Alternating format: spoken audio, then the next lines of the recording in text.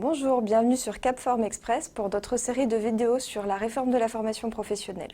Nous sommes le 5 octobre 2018, je suis Alexia Boyeux-Jeunecourt, conseillère en formation au JPFTLV de Bourgogne. Et aujourd'hui, nous allons parler du CPF monétarisé et du conseil en évolution professionnelle. En fait, le CPF, compte personnel de formation, est un des dispositifs phares de la loi pour la liberté de choisir son avenir professionnel qui a été promulguée le 5 septembre 2018. Mais il faut le rattacher à tout un ensemble de dispositifs qui concernent la place de l'individu dans le système de formation. En fait, le pari culturel, c'est de faire en sorte que l'individu soit au cœur du système de formation et qu'il soit lui-même acteur de la construction de son parcours. Et le CPF est un peu la clé de voûte de cette organisation. Donc on va voir ensemble aujourd'hui en quoi il est revisité par la loi Avenir Professionnel. On a beaucoup parlé de la monétarisation. On va aussi parler d'un changement important qui est la disparition du congé individuel de formation au profit d'un CPF transition professionnelle.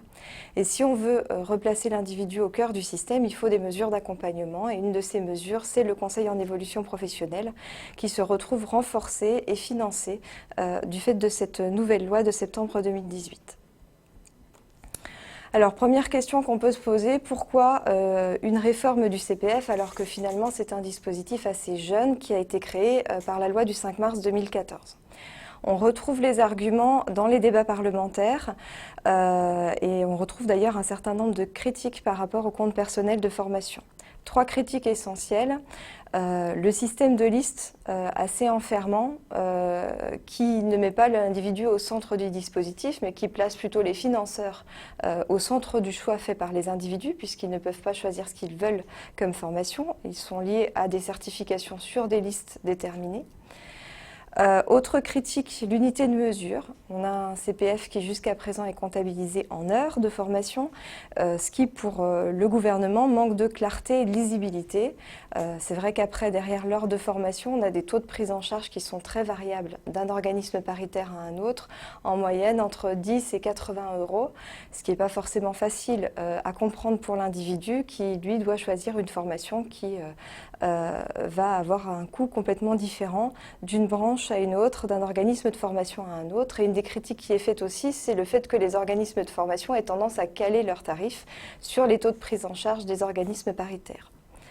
Dernière critique qui est faite, c'est une appropriation assez inégale du dispositif qui serait liée à des outils numériques encore balbutiants et à une communication insuffisante. On comprendra pourquoi il y a eu toute une communication sur l'arrivée d'une application smartphone sur le CPF pour que l'individu puisse directement accéder à son compte et directement choisir sa formation.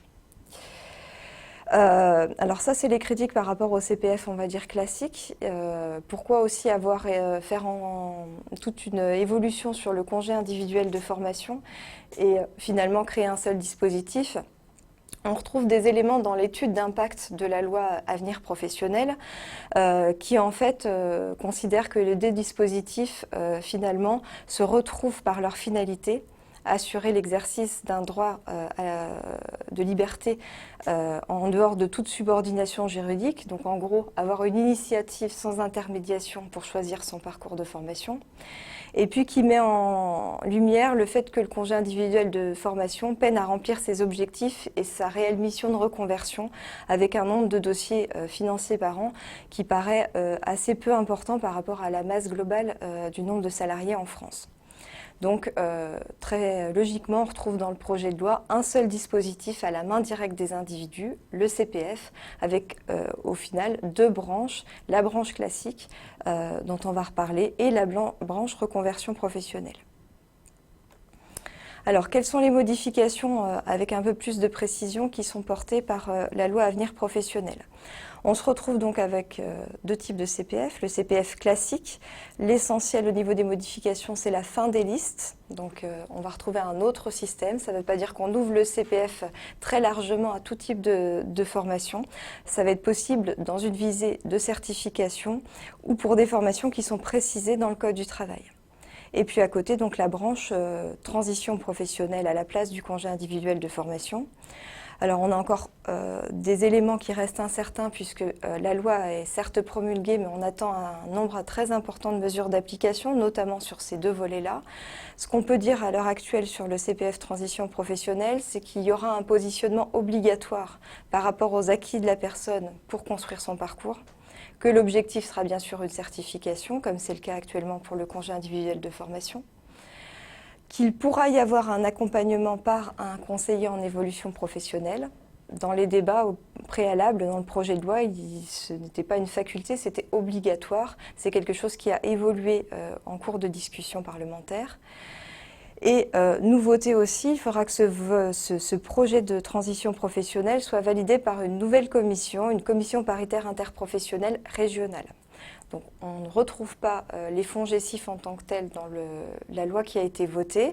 Donc on évoque cette commission qui aura une autorité, une autonomie juridique et qui devra se constituer à partir du début de l'année 2019. Comme pour le congé individuel de formation, ce CPF transition professionnelle pourra se faire en totalité sur le temps de travail avec l'accord de l'employeur ou en partie sur le temps de travail avec maintien de la rémunération. Il y aura bien sûr des conditions à respecter pour pouvoir utiliser ce dispositif, notamment en termes d'ancienneté, et il y aura une réglementation particulière pour l'activité de reprise après une démission, puisque un des éléments de la loi Avenir professionnel concerne la possibilité de sécuriser le parcours d'un démissionnaire et de lui ouvrir des droits à la formation. Sur ces aspects-là, on attend beaucoup des mesures d'application pour qu'on ait des éléments pratiques de mise en place. À côté, sur le CPF classique, le changement essentiel, en fait, c'est moins l'ouverture du CPF que ses modalités de calcul. On passe à un CPF monétarisé, donc un CPF en euros, avec un capital de 500 € par an jusqu'à un plafond de 5 000 €. Qui peut passer à 8 000 € pour certains publics, pour les publics qui n'auront pas atteint un niveau 5 de qualification. Donc on est dans un nouveau mode d'organisation complètement, puisqu'il va falloir voir comment on va pouvoir transformer les heures actuelles que les personnes ont sur leur compteur en euros, avec un taux de conversion que nous n'avons pas encore véritablement, puisque la mesure d'application n'est pas sortie, même si on a des éléments, puisque dans tous les débats, ce qui a été évoqué, ça serait un taux autour de 14,28 €, 15 € de l'heure stagiaire. Alors la question aussi, si on passe à une logique de raisonnement économique, est la question du coût de la vie, de l'évolution du coût de la vie et l'évolution du coût des organismes, des tarifs et du coût des organismes de formation. Donc c'est quelque chose qui a aussi été rajouté pendant les débats parlementaires à la faveur d'un amendement. Il y aura des revalorisations possibles, c'est-à-dire qu'on pourra revoir le capital en euros qui a été crédité tous les 3 ans sur la base d'un rapport de la Caisse des dépôts et consignations qui va gérer le compte personnel de formation et en lien avec France Compétences qui va être chargé de la régulation du système. L'intérêt par rapport aux critiques qui avaient été faites sur la communication, c'est l'accès facilité à ce CPF en euros. Donc, comment on le facilite? On le facilite avec un accès dématérialisé. Donc en fait, tout individu pourra accéder à une plateforme gratuite, donc soit par Internet, soit un système d'application smartphone, qui permettra d'avoir les droits disponibles, mais aussi de nouvelles informations qui pour l'instant ne figurent pas sur le site du compte personnel de formation, notamment des informations sur les taux d'insertion ou les taux de réussite par rapport aux formations, tout le système de tarification, et il y aura un système d'achat en ligne. C'est-à-dire qu'on pourra aller jusqu'à une logique un peu type panier Amazon. On va choisir sa formation, on va la déposer sur un dossier formation et finalement, l'organisme de formation sera payé directement par le gestionnaire de la plateforme, c'est-à-dire la Caisse des dépôts et consignations. Sachant que le CPF monétarisé donc, entre en vigueur au 1er janvier 2019, mais que l'application est attendue normalement pour l'automne 2019. Une chose qui existait dans le système antérieur et qui va demeurer, c'est la possibilité d'avoir un peu plus d'argent ou un peu plus d'heures que ce qui est lié à l'activité de travail salarié. C'est-à-dire qu'on a normalement aujourd'hui 24 heures si on a une activité, ensuite encore 24 heures l'année suivante si on a une activité. Donc là, on aura 500 euros, 1000 euros, etc. C'est pas forcément suffisant pour partir en formation, notamment si on pense à une formation longue certifiante. Donc il y aura toujours des possibilités d'abondement, c'est-à-dire de complément du capital formation par un certain nombre d'acteurs, avec bien sûr la logique que ces abondements soient également en euros pour qu'on puisse avoir une prise en charge globale.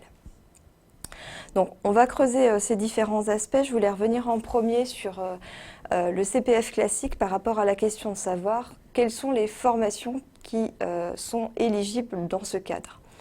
La principale critique, c'était celle des listes de certification éligibles au compte personnel de formation. Je vous ai dit que la critique était celle-là, donc mécaniquement, on a décidé de supprimer les listes. Qu'est-ce qu'on va pouvoir mettre à la place pour ne pas non plus ouvrir le CPF à tout type de formation, ce qui posera nécessairement un problème de financement. En fait, la question a été résolue au travers de la logique de la certification, c'est-à-dire qu'on va considérer que est éligible au compte personnel de formation classique toute certification au sens nouveau qui est donné par le Code du travail. Pour la première fois, dans la loi Avenir professionnel, on a une définition de la certification qui nous dit que la certification, c'est quoi? C'est ce qui débouche sur une reconnaissance officielle enregistrée au RNCP, au Répertoire national des certifications professionnelles, ou au répertoire spécifique, qu'on appelle jusqu'à présent l'inventaire. C'est ce qui permet de tracer toutes les certifications transversales, par exemple les certifications en langue, en informatique, les CACES, les habilitations électriques, ou encore un bloc de compétences. Donc seront éligibles au CPF classique ces certifications RNCP, ces certifications inventaires, c'est notamment là qu'on retrouve la certification interbranche CLEA, tous les blocs de compétences et puis tout ce qui avait été ajouté par les différentes réformes du compte personnel de formation entre 2014 et aujourd'hui, c'est-à-dire le bilan de compétences, l'accompagnement à la création-reprise d'entreprise, la validation des acquis de l'expérience, la préparation de l'épreuve théorique et de l'épreuve pratique du permis B, et on y ajoute aujourd'hui le permis poids lourd, et puis les actions qui peuvent être nécessaires dans le cadre d'activités de bénévoles ou de volontaires. Ça, c'est faire un lien entre le compte personnel de formation et le compte d'engagement citoyen qui continue à exister par ailleurs. Tous les individus ont droit à ces types de formations, donc salariés, indépendants, commerçants, agents publics, etc. Pour les demandeurs, on ajoute quelque chose. On peut utiliser également le CPF pour des formations qui concourent à l'accès de ces personnes à un emploi financé par la région, Pôle emploi et la GFIP. Donc en fait, c'est faire du lien là entre le CPF et puis des formations collectives mises en place par les régions, Pôle emploi ou la GFIP. Il y a d'ailleurs une petite subtilité là-dedans. Dans la loi, on dit bien qu'en fait, il y aura presque un système automatique d'utilisation des heures CPF des demandeurs d'emploi dès lors qu'ils rentrent sur un parcours collectif région, Pôle emploi ou AGFIP. En gros, ils entrent sur une formation collective certifiante de la région, on leur reprend leurs heures CPF en leur ayant demandé leur accord. C'est d'ailleurs un des motifs qui avait généré une discussion par rapport à la saisine du Conseil constitutionnel en prétextant le fait que c'était une rupture d'égalité entre les salariés et les demandeurs d'emploi. Les salariés ils utilisent leur CPF comme ils veulent, les demandeurs d'emploi, on leur prend leurs euros CPF à partir du moment où ils rentrent sur une formation collective. Le Conseil constitutionnel a écarté la critique en considérant que les demandeurs d'emploi n'étaient pas dans la même situation que les salariés. Pourquoi? Parce qu'ils rentrent dans une formation qui est gratuite pour eux et qui est financée via la région Pôle emploi ou la GFIP. Donc, ils contribuent à un financement collectif qui est déjà assuré. Voilà pour le CPF classique, donc on reste quand même dans une certaine continuité par rapport à la loi du 5 mars 2014 au niveau des possibilités du CPF avec un élargissement à toutes les certifications. Quand on dit certification, on pense à quand même une durée horaire relativement importante. Donc même si on va raisonner en euros, derrière ça veut dire aussi un coût relativement important. Donc on peut penser que l'activité ne suffira pas, le capital ne suffira pas pour payer des formations certifiantes sur 1200 heures, 1400 heures. Donc on préserve la possibilité d'abonder les comptes personnels de formation, et là on a toute une liste dans le Code du travail désormais de possibilités d'abondement, avec des choses qui sont nouvelles et des choses qui sont en continuité avec la réforme précédente.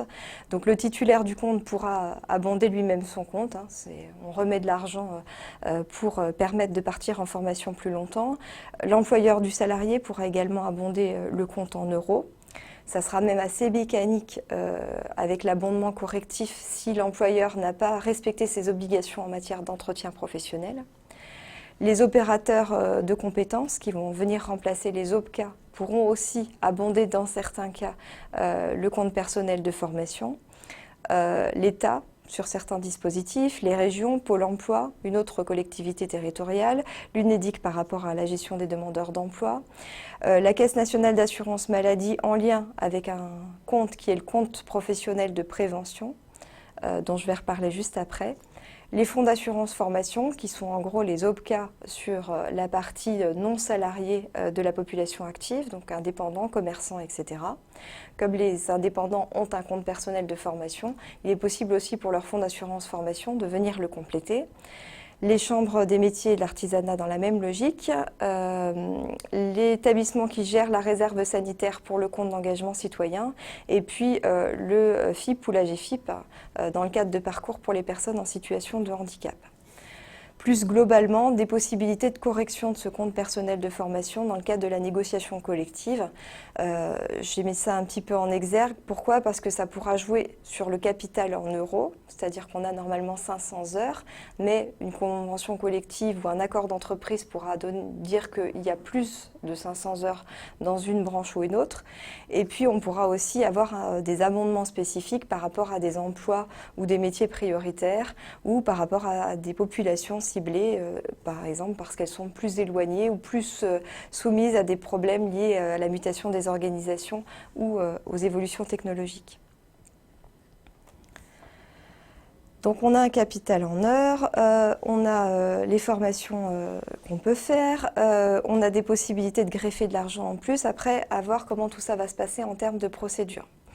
Donc on a un individu à un moment donné qui veut se former, donc la démarche doit venir de lui puisqu'on est sur un dispositif individuel.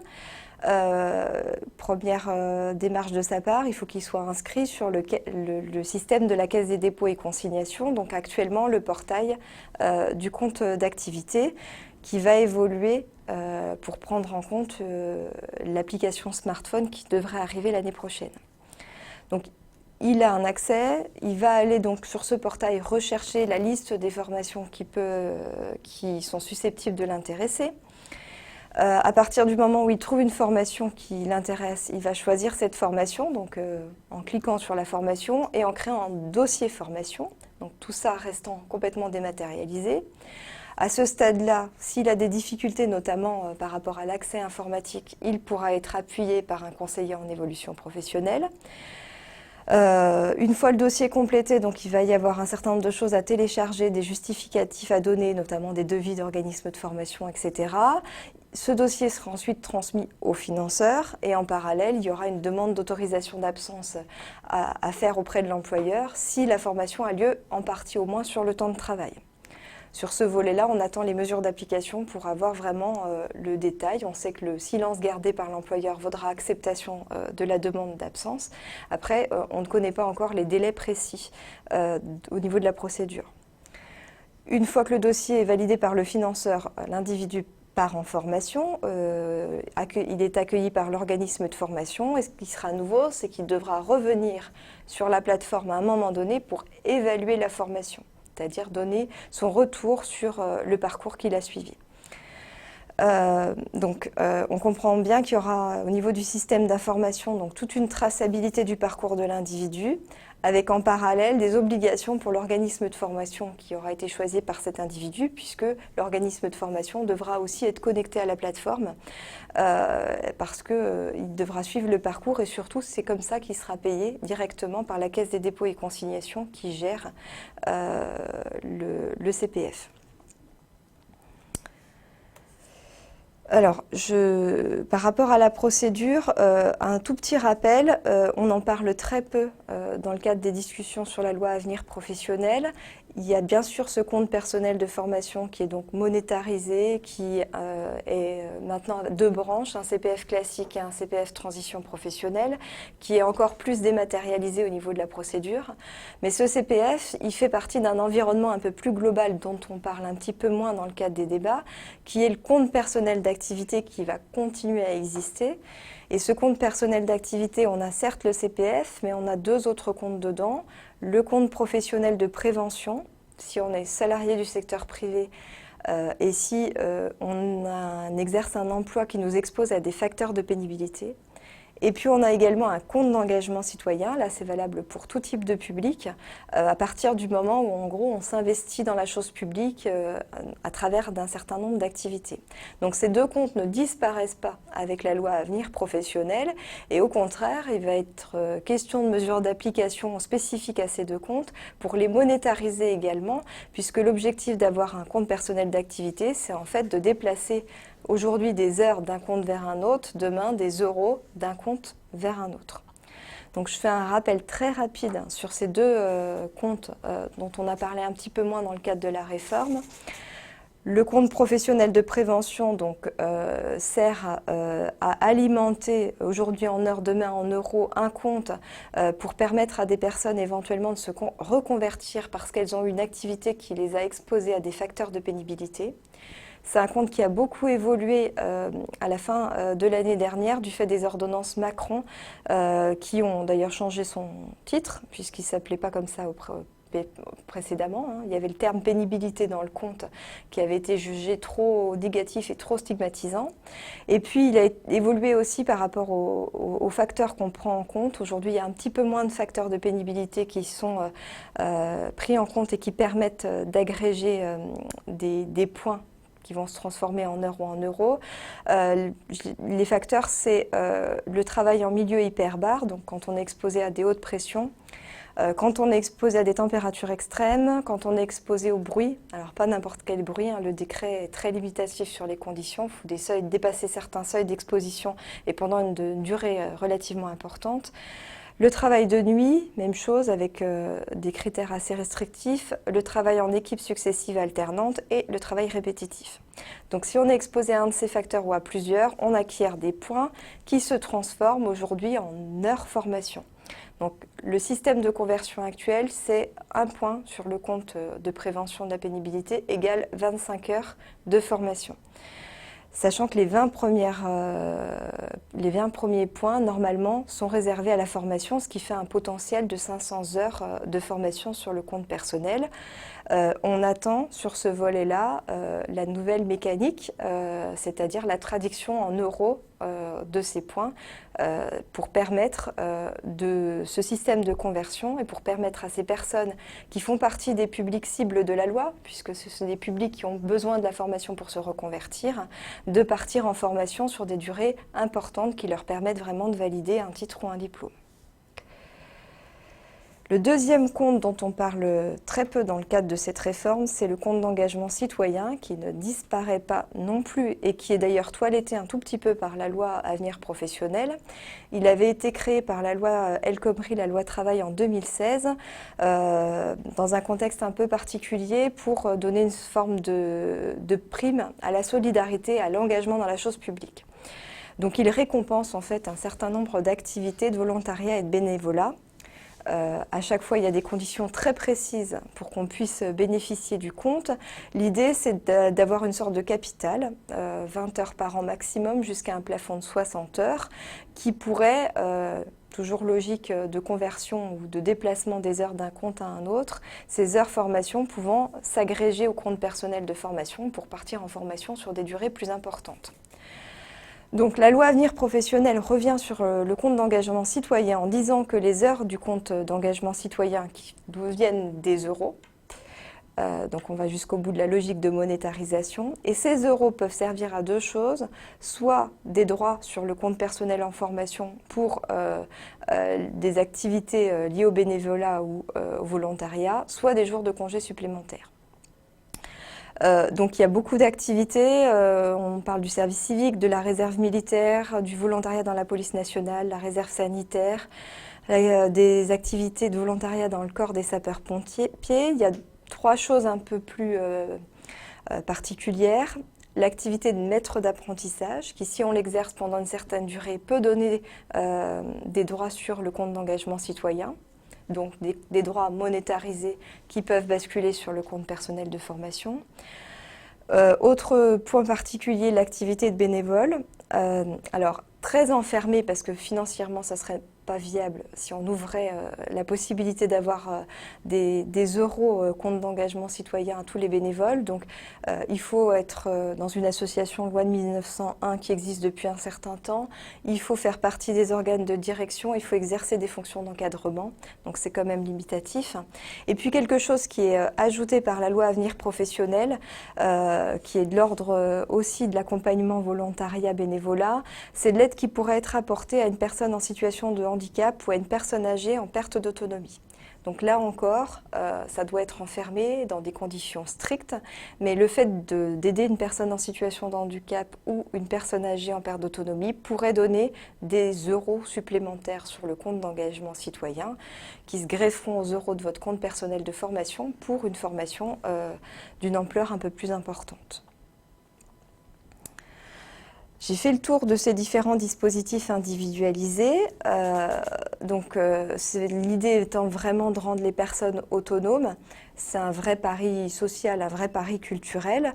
Pour que ça marche, il faut qu'il y ait des mesures d'application. Ces mesures d'application, on en a déjà, puisque la loi du 5 mars 2014 avait créé le Conseil en évolution professionnelle et avait remis en place un entretien formation obligatoire dans les entreprises tous les 2 ans. La nouvelle loi ne revient pas sur ces 2 mesures, mais elle les modifie pour leur donner une assise plus importante. Je voulais revenir sur un point particulier, parce que c'est la mesure d'accompagnement la plus ouverte, le conseil en évolution professionnelle, puisque tout individu peut en bénéficier. Que nous dit la loi Avenir Professionnel par rapport au CEP? Elle prend surtout acte de ce qui n'a pas fonctionné. C'est-à-dire qu'en 2014, on crée un conseil évolution professionnelle en le donnant la prestation à un certain nombre d'acteurs, mais on le fait à moyens constants. C'est-à-dire que c'est une mesure d'accompagnement qui n'était pas financée, qui s'est mise en place à la faveur des financements en cours des différents acteurs, notamment par exemple de Pôle emploi. Ce qui peut expliquer aussi que la mesure n'est pas forcément aussi bien fonctionné que ce qu'on aurait pu en attendre en 2014. On revient sur cette question-là. Donc, réaffirmation de l'accès gratuit de toute personne à cette prestation de conseil en évolution professionnelle. Réaffirmation des objectifs. Ça permet de sécuriser les parcours professionnels, d'asseoir les projets d'évolution professionnelle. Il faut bien que les conseillers fassent le lien avec une approche territoriale, donc connaissent les besoins économiques et sociaux sur le territoire et puissent mesurer les connaissances et les compétences des individus qui les sollicitent. Donc l'évolution, elle est plutôt sur l'aspect qui va délivrer cette prestation et puis comment. Sur le qui va délivrer cette prestation, dans la loi, il y a un lien étroit entre le conseil en évolution professionnelle et la mise en place du service public régional de l'orientation et de la formation. Donc très logiquement, on voit apparaître un certain nombre d'acteurs subventionnés comme Pôle emploi, les missions locales et les Cap emploi, qui vont continuer à être des prestataires de conseil en évolution professionnelle. On retrouve également l'APEC par rapport à l'accompagnement des cadres comme un opérateur du conseil en évolution professionnelle. L'absent là, le seul qui n'est pas cité dans la loi Avenir Professionnel, c'est l'OPACIF, plus globalement les fonds GESIF. La loi préfère un autre système pour les actifs. C'est un système de mise en concurrence, c'est-à-dire que la nouvelle instance qui est France Compétences, qui est vraiment la clé de voûte au niveau de la régulation du système de formation, va lancer un appel d'offres pour choisir un nouvel opérateur de conseil en évolution professionnelle pour les actifs. Donc on attend normalement une mise en place en octobre 2019, donc ça ne veut pas dire que les fonds GESIF ou les OPACIF sont complètement sortis de la logique du conseil en évolution professionnelle, mais ça suppose que s'ils veulent se repositionner, ils répondent à cet appel d'offres seuls ou en lien avec d'autres structures. On a déjà un certain nombre d'informations et de travail en cours entre des structures d'information comme des maisons de l'emploi ou des MIF, des missions sur la formation sur la formation, qui travaillent pour se positionner sur cet appel d'offres. Donc cet appel d'offres générera derrière un financement qui sera ventilé par France Compétences. Objectif aussi numérique avec un point sur un système d'information qui permettrait à tous les prestataires du conseil en évolution professionnelle de partager des données pour mieux accompagner les personnes qui viennent chercher des informations sur la formation professionnelle. Et donc dans ce cadre-là, il y aura un nouveau cahier des charges national qu'on n'a encore pas jusqu'à présent puisque fera l'objet d'un décret qui fixera les modalités de fonctionnement du conseil en évolution professionnelle, sans doute très en lien avec l'ancien cahier des charges national qui avait été pris sur le fondement de la loi du 5 mars 2014. Donc on devrait retrouver les prestations d'accueil, de conseil, d'accompagnement personnalisé avec notamment de l'aide au financement. Mais il faut attendre les mesures d'application pour avoir vraiment le détail précis des modalités de fonctionnement. Donc cette mesure va permettre logiquement d'accompagner les individus dans le cadre du choix de leur parcours de formation. En tout cas, c'est le souhait du gouvernement, c'est comme ça qu'est articulée la loi Avenir Professionnel. Le deuxième temps de l'articulation, la deuxième chose pour que le pari de l'autonomie fonctionne, c'est la régulation de l'appareil de formation. C'est-à-dire qu'il va falloir mettre des contraintes supplémentaires sur les organismes de formation. Et c'est un point qu'on abordera pendant une prochaine Web TV sur la réforme de la formation. Donc je vous remercie et je suis à votre disposition si vous avez des questions sur le CPF ou sur le conseil en évolution professionnelle.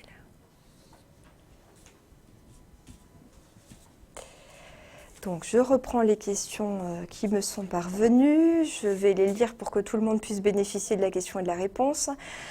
Si je ne trouve pas parmi les formations référencées celle que j'attends, puis-je demander une offre spécifique, sera-t-elle prise en charge ? Alors, bonne question sur l'ouverture des formations. On reste quand même sur un mécanisme limitatif, c'est-à-dire qu'on reste quand même sur un mécanisme d'éligibilité. On donne la main aux individus, mais on ne donne pas la main aux individus pour faire tout type de formation. Il faut quand même rentrer dans le filtre réglementaire du CPF. Donc il faudra quand même que la formation que vous recherchiez se raccroche à un des cas de figure cités tout à l'heure au niveau du Code du travail. Donc il faut que votre formation soit au RNCP ou à l'inventaire complémentaire, le répertoire spécifique, puisque ça sera bientôt son nom, ou dans la liste, c'est-à-dire création, reprise d'entreprise, VAE, etc. Alors après, on reste sur une problématique de différence entre la formation et la certification. C'est-à-dire que peut-être que la formation que vous voulez est plus globale que la certification que vous allez trouver, puisqu'on reste sur une logique de certification dans l'application. Après, ça va être tout le travail des organismes de formation au niveau des référentiels, d'avoir une offre la plus large possible, c'est-à-dire par exemple une offre avec des blocs de compétences et pas simplement une offre globale sur une certification complète. Mais tout ne pourra pas être pris en charge puisque de toute façon ça générera des problématiques de financement derrière.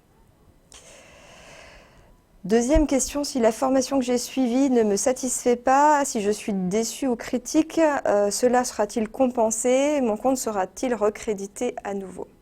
Alors, vous avez suivi une formation, donc mécaniquement, de toute façon, votre compteur va se mettre à jour. Donc, les euros que vous avez utilisés pour votre formation vont disparaître. Et c'est le fait de continuer à avoir une activité qui va réalimenter votre compteur. C'est comme ça qu'il se réalimente et c'est pas par rapport au fait que quelqu'un remette un capital d'argent dessus. Si vous n'êtes pas content, donc vous allez avoir la possibilité de donner votre avis sur le nouveau portail géré par la Caisse des dépôts et consignations. Donc on ne sait pas encore exactement la forme que ça va prendre. L'idée était de construire une sorte de TripAdvisor de la formation, donc pouvoir mettre des commentaires, des avis, ce qui suppose derrière qu'il y ait un système de modération qui se mette en place par la Caisse des dépôts et consignations. Donc logiquement, vous allez pouvoir émettre un avis négatif qui va être public et qui va pouvoir être lu par d'autres stagiaires qui du coup en tiendront compte par rapport à leur choix de formation. Par contre, par rapport à la question du stagiaire mécontent, c'est plutôt par rapport à l'organisme de formation qu'il faut agir. Donc c'est plutôt vers l'organisme de formation qu'il faut vous retourner et voir avec lui par rapport à ce qui n'a pas fonctionné, qu'est-ce qu'il est possible de faire puisqu'on est quand même dans une logique commerciale. Donc l'organisme de formation a quand même des possibilités d'agir de son côté. Dernière question, si je suis tuteur d'un contrat de professionnalisation, cela est-il pris en compte pour le compte d'engagement citoyen? Alors la réponse est non. Alors c'est un peu bizarre, effectivement. On reconnaît l'activité de maître d'apprentissage. Donc le maître d'apprentissage est quand même dans une position très proche du tuteur de contrat de professionnalisation, mais le tuteur de contrat de pro n'apparaissait pas déjà dans la loi travail et n'apparaît pas non plus dans la réforme de 2018. Alors ça peut peut-être s'expliquer par le volet plutôt politique, c'est-à-dire que et la loi du 5 mars et la loi pour l'avenir professionnel de 2018 sont prises sur un terreau politique plus global où on veut retravailler l'alternance et où le gouvernement souhaite miser beaucoup sur l'apprentissage. Et donc, miser sur l'apprentissage, ça se fait en réformant l'apprentissage pour l'ouvrir plus facilement. Ça se fait aussi avec des formes de reconnaissance pour les personnes qui accompagnent les apprentis, comme les maîtres d'apprentissage. Donc, c'est peut-être une des explications. En tout cas, pour l'instant, le tuteur en contrat de professionnalisation n'a pas d'heures ou d'euros sur son compte d'engagement citoyen. Merci pour ces questions. Donc vous pouvez revoir la Web TV et je vous dis à bientôt pour d'autres Web TV sur la réforme de la formation professionnelle.